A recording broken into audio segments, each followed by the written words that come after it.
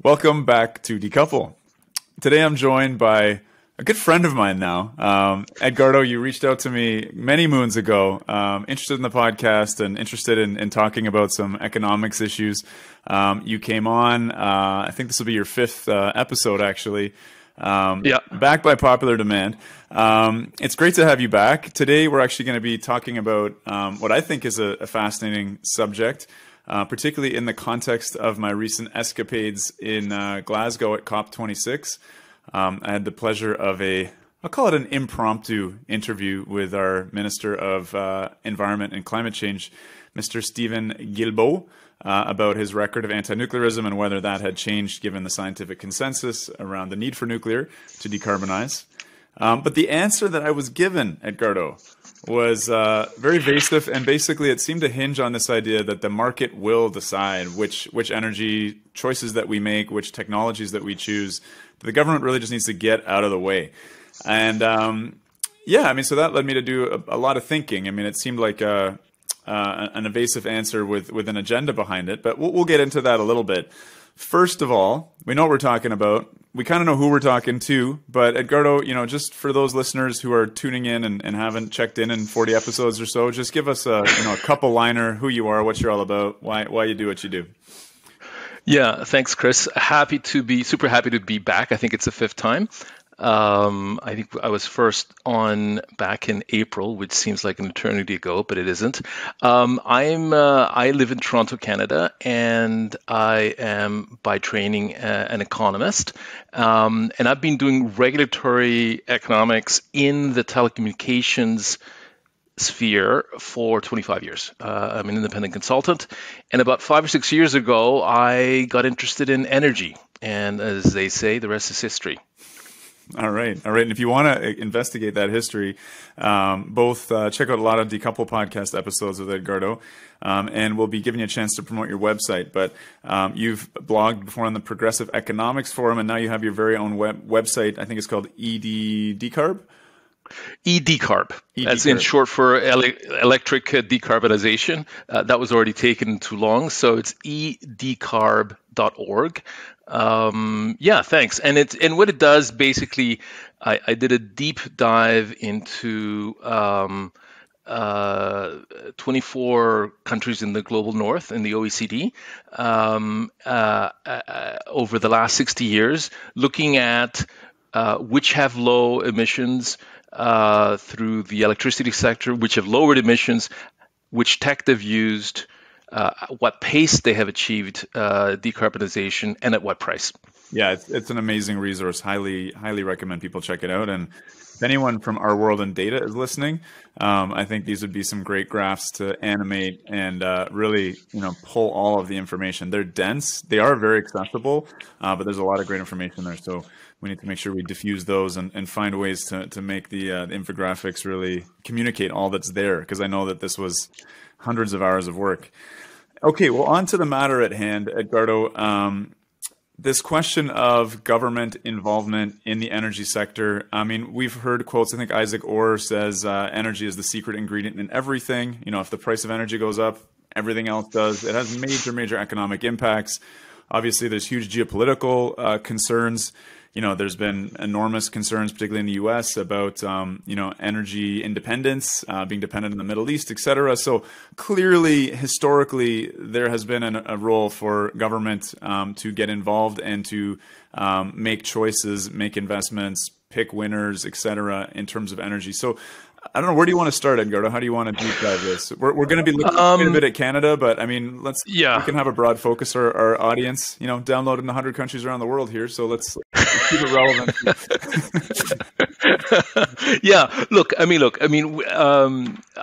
I think much of the four prior episodes that we've done, Chris, have talked about, in one way or another, directly or indirectly, about policy and regulation, and that's all about the way in which governments either provide energy or electricity directly. They invest, they're policymakers, or they establish the regulatory frameworks for either electricity or energy markets to work well in the public interest, right? So that's ultimately what we've been discussing. You can go to the April episode where we talked about basically economic regulation 101. Right? We talked about the carbon abatement costs, and the following one that talks about how energy and electricity markets left to their own devices are inefficient when it comes to climate because they don't price in pollution, which is one of the reasons that you put in carbon taxes, right? So that's a form of policy intervention in the market to be able to correct externalities such as CO2 emissions. Which is why I found this this minister. He's a former Greenpeace activist, formed his own environmental NGO. He was actually called the Green Jesus of Montreal. That's why I found his answer just so stupefying about let the market take care of everything. I mean, if we let the market to its own devices, it would continue to burn coal and gas. It's abundant, it's cheap, it's available. Yeah. So that's exactly the case, which is why the minister's own government established carbon taxes. It's the reason that the minister's own government has mandated closure of coal in the remaining provinces and have done it through legislation, and there's been compensation, right? So that's not the market deciding that coal should no longer operate in Canada post 2030. That's government policy and regulation and using the powers of the state to protect the public interest and protect the climate, right? So yeah, I mean, my own take on the minister's answers was that it was disingenuous. It was convenient to be able to say something that he personally may not favor and leave it to the market when, we know the extent to which that the government, either, both the federal government in Canada and elsewhere around the world, are tipping the scales on a number of different technologies. So yeah, it's disingenuous. I'll have to review the footage, but it seems like Minister Guilbeault is I think he's allergic to even saying the word nuclear. Like I don't know if it like stings his tongue or something, but whenever he's asked about the question, he initially, the first time when he was asked by a different member of the press, he said, that, well, wind and solar are historically cheap, nuclear is not, the market will decide. And I think he's between a bit of a rock and a hard place in that his government has some lukewarm, positive things to say about nuclear energy. He can't break with that line. He's obviously how do you say, dyed in the wool? Like, it's in his DNA to be anti-nuclear. He couldn't come out and actually support his government's official policy. Right. And so this was kind of a way to dodge that. Of course, that's a very imperfect comparison. I guess that's a levelized cost of electricity comparison of wind and solar being cheap, not taking into account the grid integration costs, but also the fact that they're just drastically different tools with which to decarbonize. Yeah, and look, I mean, one of the things that one of the reasons I wanted to start this my website and to try to look at the evidence over the long term, over many countries, so that to do this scientifically, you have to make sure you have enough data sets, that you're looking not at a particular example, and that you're not looking at a particular time period to suit your own needs. I mean, ultimately, what I want to do with that data, Chris, is to write an academic journal. I've an academic, peer-reviewed. I've already done that 2 times this year and last year when it comes to another of my interests, which is COVID. And so I've got that kind of academic bee in my bonnet to be able to do some sort of peer-reviewed work. And that's one of the things that I'm looking at. And I've already sort of done some preliminary research on what is the actual performance, with respect to renewables and nuclear, with respect to both speed of rollout, effect on emissions, and effect on prices. So, it's ultimately an empirical question. I mean, we can have opinions, but, we're trying to do this on a fact-based perspective. So that's one of the other kind of motivating factors from looking at those 24 countries. Like, is there an example of a country that's gone big on renewables and had really cheap prices where that No. 2 to 3 cents per, like Gilboa was saying wind and solar 2 to 3 cents per kilowatt hour. The cheaper the market will choose them. Like you looked at 24 countries. I want to be careful because sometimes I feel like I can be sloppy or imprecise, and I really value you as a consultant because of how carefully you comb through the evidence. But are there cases of renewables heavy grids that result in low prices to the ratepayer? Right. So again, we have to be careful about the terminology, right? So when we're talking about renewables, there's solar, hydro. Right. Yeah. So there's hydroelectricity, which is by far the cheapest in terms of like historical drivers. But to the answer of wind and solar, no. Not yet. Yeah. It doesn't mean that it can't, but the historical evidence suggests that as wind and solar increases their participation with respect to the generation mix, that prices tend to increase more than other zero emitting generation like hydro and nuclear. Right. And I mean, presumably that has to do with the need to maintain a parallel generating system that can hit peak demand when the weather doesn't cooperate, to not use it very often, curtailment. Like those are some of the big themes that seem to translate worldwide.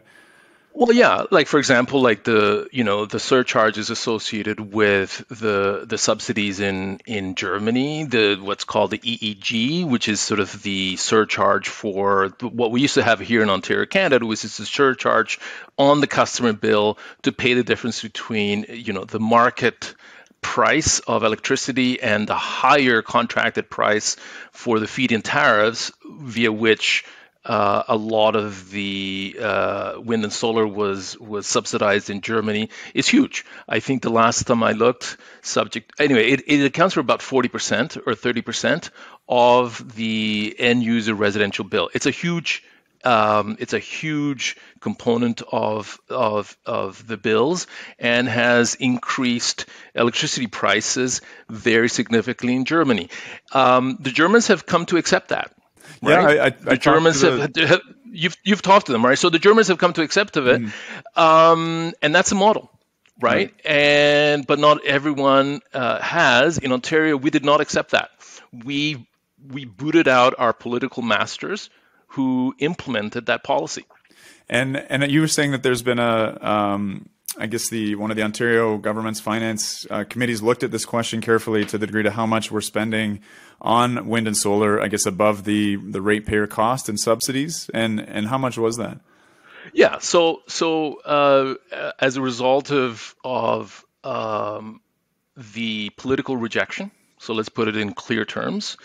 Unlike Germany, where they continue to do that, but in Ontario, we booted out the government that did this, and the new government, what they did is they stopped the Green Energy Act, they revoked it, and they decided to have the additional costs associated with all of those subsidies for wind and solar to be paid for by the taxpayer. And in the fall economic outlook that was issued by the province last month, it came out that the government was subsidizing ratepayers to the tune of $3.1 billion per year for the difference between the market price and the price contracted to wind and solar in Ontario. To which, in those contracts, the former government negotiated such that we're locked into them for 20 years. There's no way to get out of these subsidized contracts. Yeah. Yeah. So basically, there's been a voter revolt in Ontario, unlike Germany, that said we're not doing this anymore. We're not putting out any more wind and solar because it was too damn expensive. Right. Okay. Right? So that's the political reaction, and we continue to have that. I don't see any wind and solar being put out in Ontario for a generation as a result of that. Right, right. So I think we can leave that element there in terms of the suggestion of Mr. Guilbeault that wind and solar are just so cheap the market can decide and will favor them. That decarbonization is just as easy as banging up wind turbines and solar panels. But let's talk a little bit more about this history of government intervention. Right. Clearly, there's a lot of international examples, but you pointed out in a rather acerbic tweet that this green Jesus is part of a government, the Trudeau government that. I believe it was in 2018. They bought a huge pipeline, the TMX pipeline. What did they spend on that? What's the story there? Is that? Well, yeah. So that was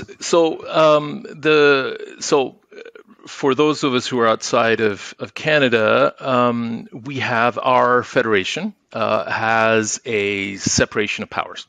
Right. And so traditionally, through constitutional means, the provision of electricity and energy are provincial jurisdictions. So that, for example, here in Ontario, we have had traditionally our own publicly owned utilities that provide electricity. The same is the case in most of the provinces, most of the 10 provinces in Ontario, in Canada. And then the federal government has not really played a huge role, except when it comes to interprovincial issues. And so, for example, one of them would be pipelines, right? Mm-hmm. that cross provincial borders. But over the years, the federal government has also been involved directly in the management and ownership of energy infrastructure. There's a particular corporation called the CVED that was formed in, I think, the 1970s or 80s to own a stake. I think it's about 8% or 9% stake in the large light oil development off the coast of Newfoundland called Hibernia Oil Field, right? So they formed, I think it was one of the private sector partners was going to pull out. The federal government stepped in. They invested it. To this day, I think they've that Hibernia Oil Field investment by the federal government through this Crown Corporation has given the federal government about $2.3 billion in dividends. Wow. So pretty good investment, good investment. They also bailed out General Motors and Chrysler in the most recent recession of 2008, 2009. They bought out an equity stake in those in GM and Chrysler so they wouldn't go belly up. And most recently, there's a controversial pipeline called the Trans Mountain Pipeline that goes from, I think it's from Alberta to BC. And, it was uncertain whether it was going to go forward. And ultimately, the federal government purchased it for $4.5 billion, right? So we're talking $1 billion. And not only did they purchase the actual pipeline, they committed to building the expansion. Oh, wow. Right? Wow. Yeah, so the pipeline exists. Right, and then the Kinder Morgan company that owned the pipeline, their proposal was to expand it. That is to basically build a separate parallel pipeline, which would cost, I think, the development of which would cost about $7 or $8 billion. So when that became a political hot potato, the federal government purchased it directly. They purchased directly the $4.5 billion existing assets. And they also committed and are in the process of completing the expansion that's going to cost about another $8 billion. So we're talking about a $12 billion pipeline, and it's about 40% completed, right? Wow. So, we're talking about the market deciding, right, or not, when it suits the federal government and its electoral prospects. Let's be very frank about, all these things about the market, and then suddenly, an electoral imperative comes across where you suddenly find yourself the owners of a $4 billion or $4.5 billion pipeline, and the commitment to expand it. Yeah. No, I mean, this is extraordinary, right? This Minister Guilbeault, Environment and Climate Change Portfolio, he rappelled off of the CN Tower with a climate change banner and received a $50,000 fine and a year of probation. Like, he was a real activist, and it must be very tricky. I'm not sure, I guess, selling out to some degree to get into politics. I was looking at, he was also an investment advisor to an investment firm called Cycle Capital. And one of the green technologies this was a green technology investment firm, maybe it still is, but one of the things they invested in was this miraculous technology in Quebec called AirTech, which takes wood and biomass and heats it in an auction-free environment to make something called biocoal. I was joking about this with Robert Bryce, but basically it's a $10 million investment in a charcoal facility. So there's a lot of kind of strange stuff going on here, Green Jesus, CN Tower, etc. But we live in an era where we're told constantly that, like, government can't get involved. Government can't solve problems. You've given examples of this pipeline, of the Hibernia oil field. I understand we also bailed out a hydro project in one of our smaller provinces to the tune of $5 billion, but also overseas, right? Like in the homeland of Thatcherism, Thatcher, Reaganomics, deregulation, they've changed their investment rules with this regulated asset base to de-risk capital investment in big infrastructure projects like nuclear plants, which apparently can save a boatload of money. Can we, just so we don't get too myopically focused on Canada and Ontario? Yeah. Well, look, I think, and it stretches into, it goes into the idea of some differences amongst some of our fellow advocates, Chris, and some differences between how, for example, you and I have had lots of discussions about what is the appropriate role of government, how much regulation should one have, should we promote public ownership over private ownership, and so these are issues of mechanisms that we can all discuss. We're not going to necessarily have a consensus about what's sort of the optimal means, and it's ultimately going to be a national or provincial jurisdictional matter. So look, we don't have to just talk about the idea of ownership. We have to also be talking about that governments have an option, and it depends on political, societal considerations of whether or not we'd like to have a publicly owned or privately owned electricity sector, right? So that's a high-level political debate that has raged and that will continue to rage forever and ever. Right. And so if one decides to have primarily a private run electricity sector, one of the things that one does is that one establishes a regulatory and policy framework for government, for the people through government, to exert some form of social control. Right. And that's what policymakers do. That's why we have laws and regulations. It's a way in which we interfere collectively interfere in the market. That's exactly it, right? To be able to ensure that this mechanism, which is the market, actually achieves societal goal ends and public goods. So, right. So that's the rationale for us to do this. We have in 140 years of the electricity sector around the world, since 1880, we have developed the tools and mechanisms that we know work to be able to provide that universal, affordable, and reliable electricity, to be able to promote human flourishing, right? So we know the mechanisms that we need to do that. What is happening now as a reversion to the neoliberalism established by, among others, Thatcher and Reagan, is, interestingly enough, and what this this regulated asset-based model is, it's kind of like a Back to the Future, right? The Brits are returning to what in Canada and the US we've been doing for 80 years, right? And so what it is that they said, look,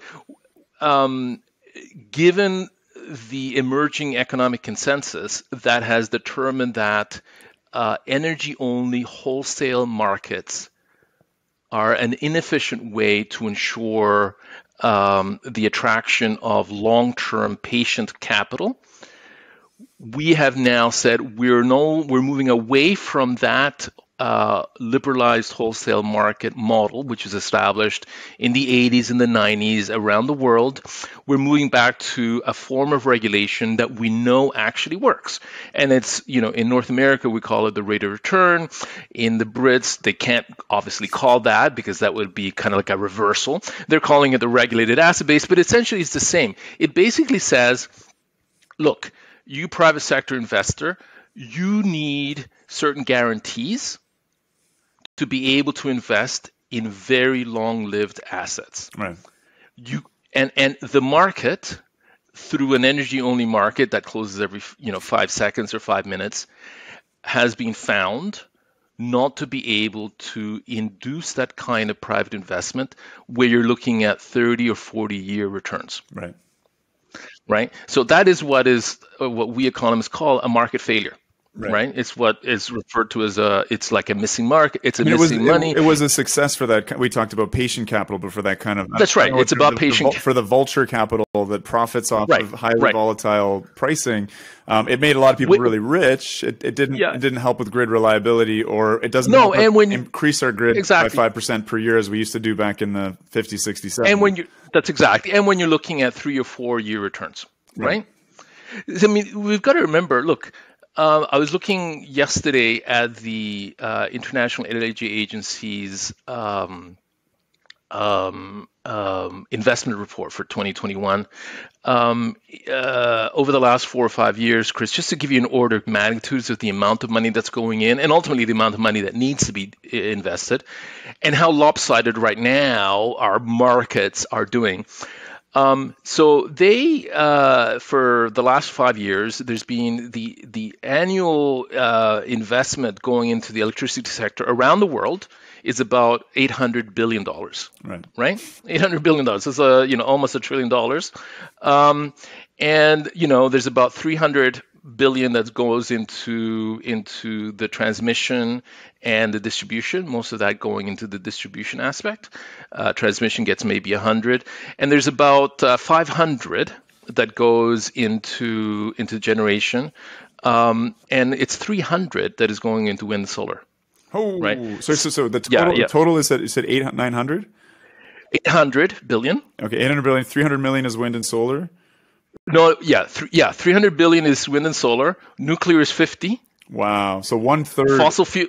Yeah, that's right. Fossil fuels are another 100, and then hydro and some of the other technologies are another 50.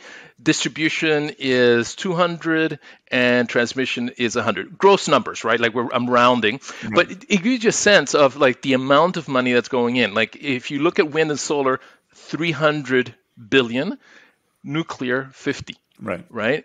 And so, in a sense, the subsidies and the promotion and the whole infrastructure associated with wind and solar has been ultimately successful in terms of attracting a lot of capital, a majority of the capital, like 6 to 1.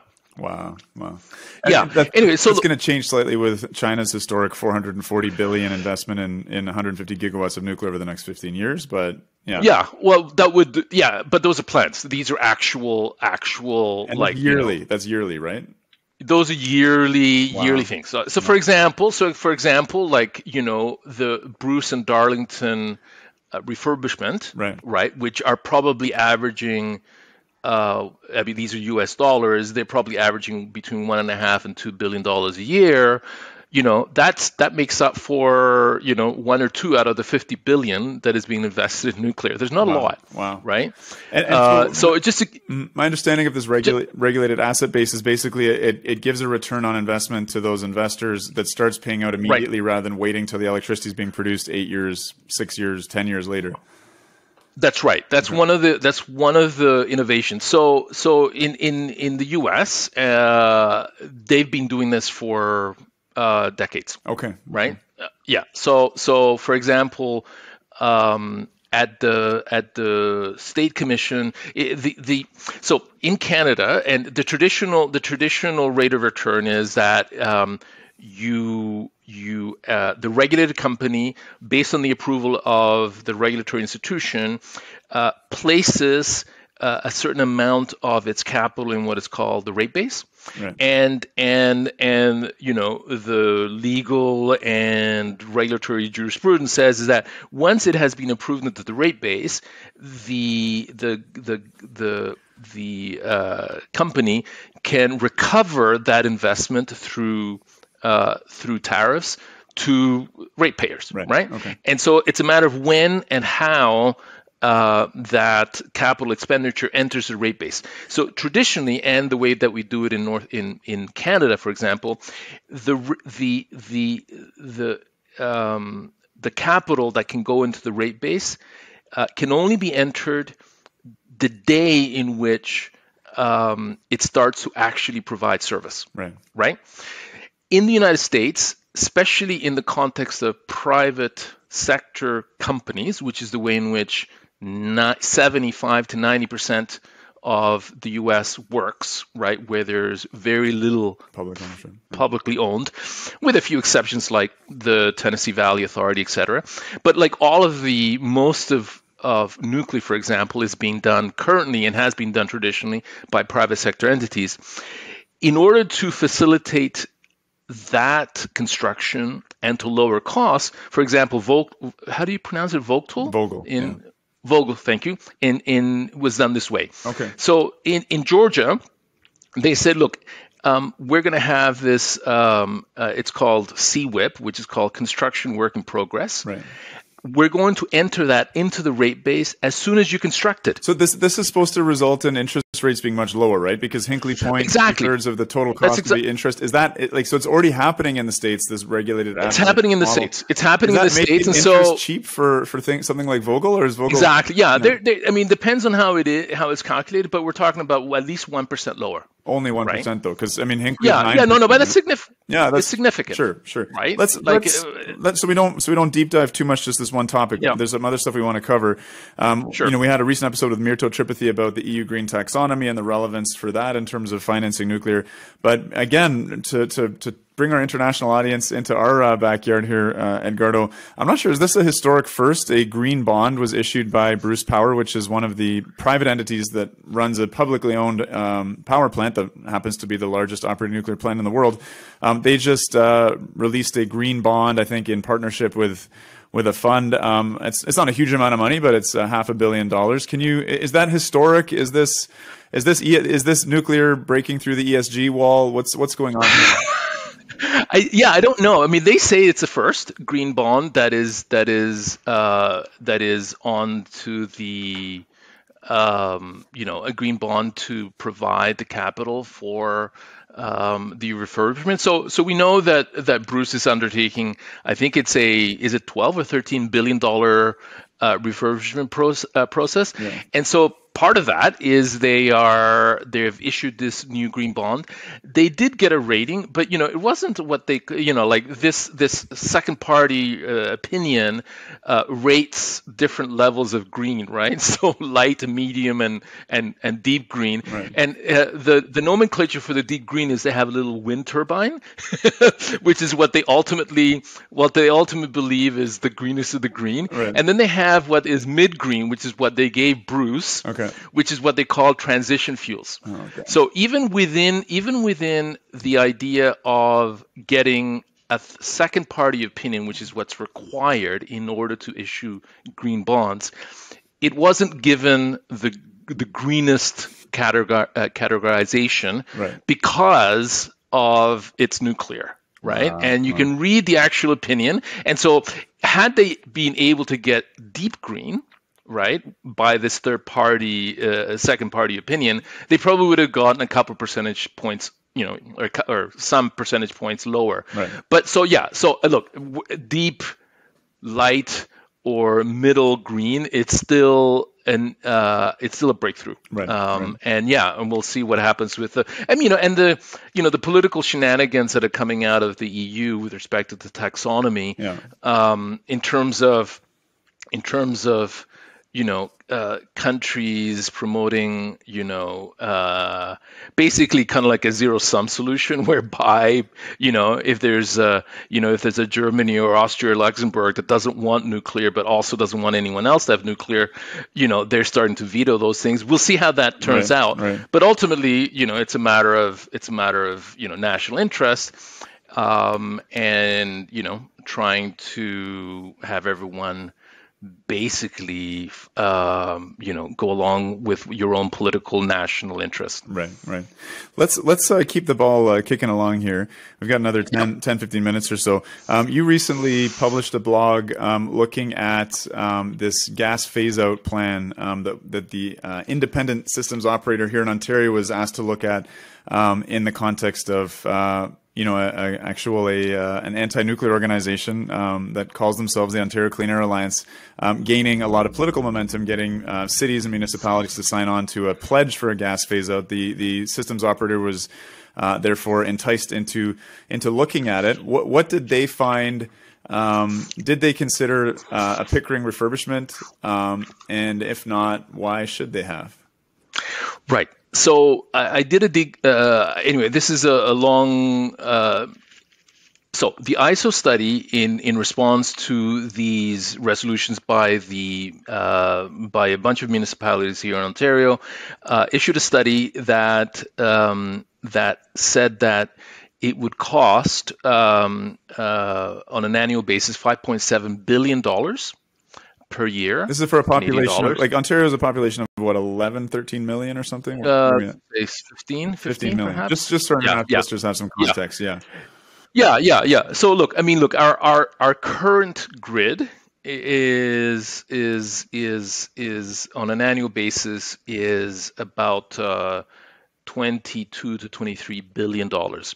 So the idea to eliminate gas in already a very low emission grid was always going to be expensive, right? Because we already have one of the lowest emission grids in the world already, because of mostly relying on nuclear, about 60%, hydro about 25-30%, wind and solar is another 10%, and then you've got another 10% of gas. There's no coal on the grid, right? I mean, that was the biggest achievement in gas Ontario. Right now is really just used for peaking at times of. That's exactly it. It's 10%, right? Yeah. That's right. And so in order to replace that, and the reason that we need to replace it was that 10 years ago, the state-owned utility generating company, it's called the Ontario Power Generation, decided that it would refurbish one of its two nuclear plants, right? So it would refurbish Darlington rather than Pickering. Right.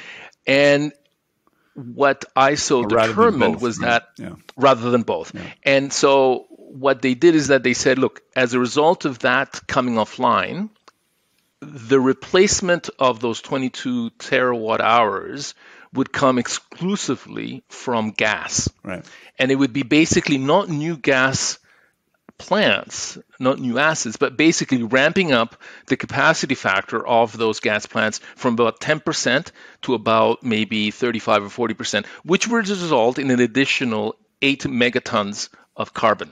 We So were looking at the numbers recently, and Canada has been a real laggard in terms of the G20 at reducing its emissions, much less so than its European counterparts or even the U.S.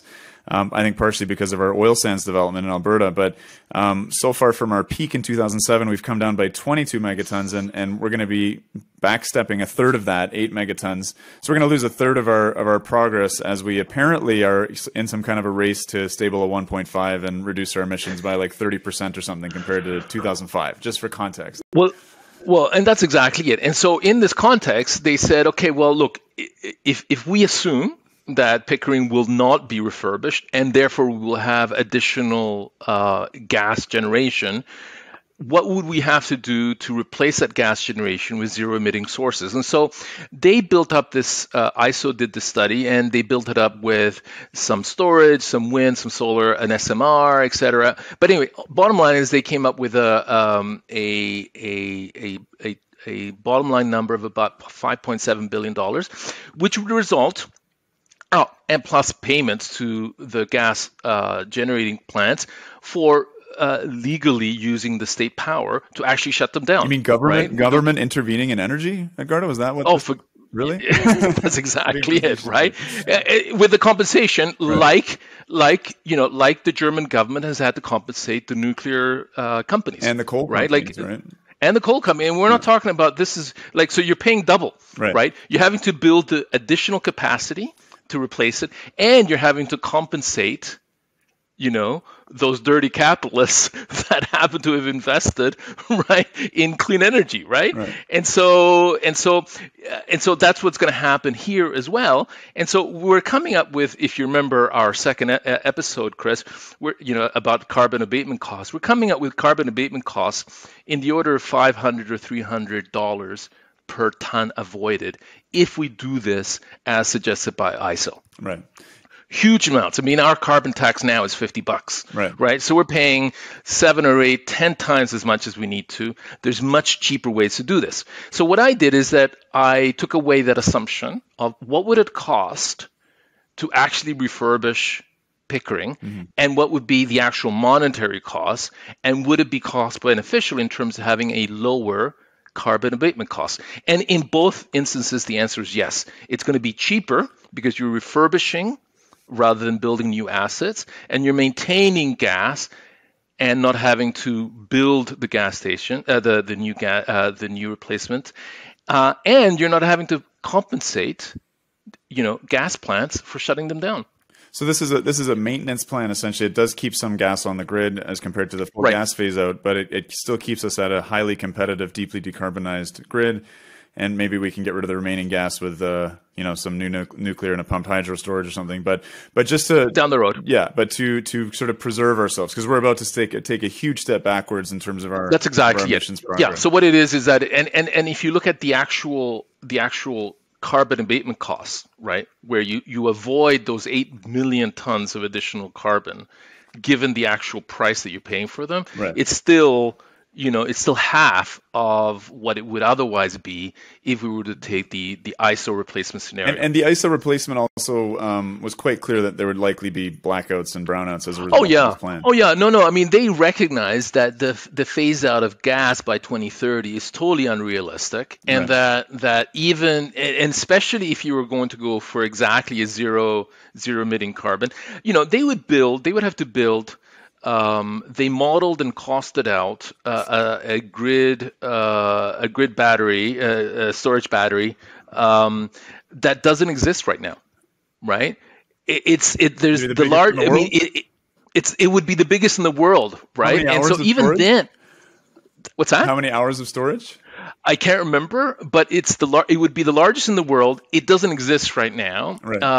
It's billions of dollars. It doesn't exist right now, and even then, it would be insufficient to actually keep the lights on. As based on their own modeling. So they put up the straw model where it says, look, it's super expensive. It's not feasible, and even if it was feasible, it wouldn't be reliable. And the technology doesn't exist yet for that size. And the technology doesn't exist, right? So I mean, yeah, exactly. So that's interesting. It's interesting. The real tragedy seems to be it's quite lucrative to decommission a nuclear plant. I think OPG is going to dig into a $5 billion decommissioning fund to decommission Pickering. They've already put $3 billion into buying gas assets to replace it. Enbridge Gas, I don't know if they're already signing contracts for all that fracked Pennsylvania natural gas that's going to come and replace Pickering if we let them get away with it. But circling back to what we were initially talking about, I'm trying to throw the Overton window open so wide that it just breaks off of the window frame here. But what if the federal government, got involved as a matter of strategic energy policy and the urgency of not losing 1/3 of their emissions gains and did something similar to the TMX pipeline, where they bought a pipeline or they bailed out a hydro dam to the tune of around the same amount of money, $4 to $5 billion. What if they took a stake in Pickering? signaled to the market that this should be a deep green sort of green bond thing, attracted some private capital, and got this thing refurbished. Is that's within, like, there's nothing prohibiting them from taking such an action? Am I right? Correct. There's no legal, no legal barrier. No, I mean, look, put it this way, when the federal government stepped in and bought an equity stake in GM and Chrysler in 2008 and 2009, they did that jointly with the province of Ontario. So that was a joint federal provincial deal, right? So obviously, OPG owns Pickering right now, right? So obviously you would have to come into a discussion.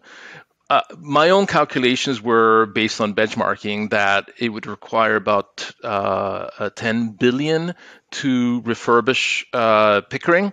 Already we're doing Darlington, and Bruce is being done by Bruce, right? And so the idea in terms of that, if the provincial government thinks it's a little too expensive for OPG, which is owned 100% by the citizens of Ontario, is too rich for its blood, it would be totally feasible for it, if it were to desire, to get both private and or federal money into helping it out in terms of refurbishing Pickering. The mechanisms exist. As we said, the federal government has in the past has owned directly through TMX, Hibernia, equity stake. So you could invite the federal government to take an equity stake in some kind of special purpose vehicle that would otherwise own Pickering. It could do financial loan guarantees in terms of whatever borrowing has to happen. And there's other tools. For example, we know that the federal government, through its Canada Infrastructure Bank, which has a financing window of $35 billion, that has one of its main mandates, the green economy, has already invested something like $6 billion of the 35, with the stated objective of having private-public partnerships, right, whereby they enter into either equity or loan arrangements at the invitation of other levels of government, with private participation as well. So, for example, just in Ontario, they've done 3 or 4 in Ontario and the rest of Canada. They've done 3 or 4 green energy investments. I think they invested $200 million in a grid battery storage here in Ontario. I think it's called Oneida. They've invested another, I think it was $300 million in a public-private partnership linking a transmission across Lake Erie, right, from Ontario down to, I think is it Ohio? And they've invested several hundred million in a wind farm in, I think it's Nova Scotia. Right. And this is through the Canadian Investment Bank, which is a spin-off bank from the federal government. So whether it's the federal government directly through the CVED that owns the pipeline, owns Hibernia, and that has committed to helping out our fellow Canadians in Newfoundland and Labrador to the tune of $5.2 billion to help out in Muskrat Falls, which is the hydro development, or through the Canada Investment Bank or Infrastructure Bank, or through a series of other mechanisms that the federal government has, could help out the provincial government if the provincial government considers that Pickering is too rich for its blood. Right. And so there's lots of different ways in which this can happen. And just to be clear again, this doesn't sound like a lot, but Canada's national emissions will go up by 1% when Pickering is closed and replaced by gas. We're about, just for sake of rounding off numbers, 800 megatons per year as a country, and 8 megatons from Pickering. So just that one little power plant sitting on the land footprint of a shopping mall, that closing down, not being refurbished, increases the nation's emissions by 1%, which, I mean, to me, that was just mind-boggling to find out, and it erases 1/3 of our emissions reductions to date from our peak emissions, which, again, Canada's done a really shitty job of doing much of anything about compared to its OECD partners. Yeah, well, you also got to think about, like, in terms of, when you're talking about, $12 billion to purchase and expand TMX, right? Right.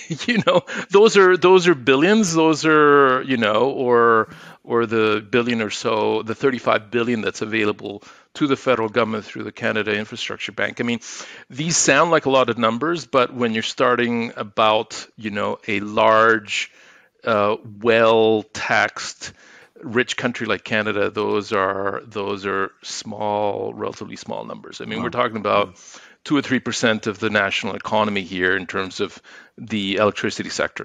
Wow. All right, Edgardo, I think that's probably a good place to wrap it up. I want to point people once more towards your website. Just give us the URL or any other information. Right. So it's edcarb, so EDECARB.org. Where you'll find all the 24 countries. You'll find the most recent blog there that calls out this alternative lower cost scenario for avoiding 8 megatons of carbon in Ontario. And I'll be doing more analysis on that on an ongoing basis. My Twitter is at @E_R_Sepulveda. And we'll put the rest of it in the show notes. And I know we have a really amazing listenership and an interestingly connected listenership. So honestly, if anyone does have any connections with Our World in Data, please get them to get in touch with Edgardo Sepulveda. I think what he's created is an absolutely incredible resource, and I really want more people to go and check it out. But I want it to use the brightest minds in visual communications to get the data across, because this is high quality information presented in a way that's already very accessible, but I think we need to make it more so. So Edgardo, thank you for coming back for your quintet, your quintuplet episode. I think you're number 2 on the list here. People do seem to appreciate some of our return guests, and certainly they've enjoyed your episode. So thank you for making yourself available once again. Well, thank you for having me on. It's always enjoyable, Chris. Yeah, well, keep on doing interesting things, and we'll have you back again soon. For sure. All right. Bye for now, Edgardo. Bye.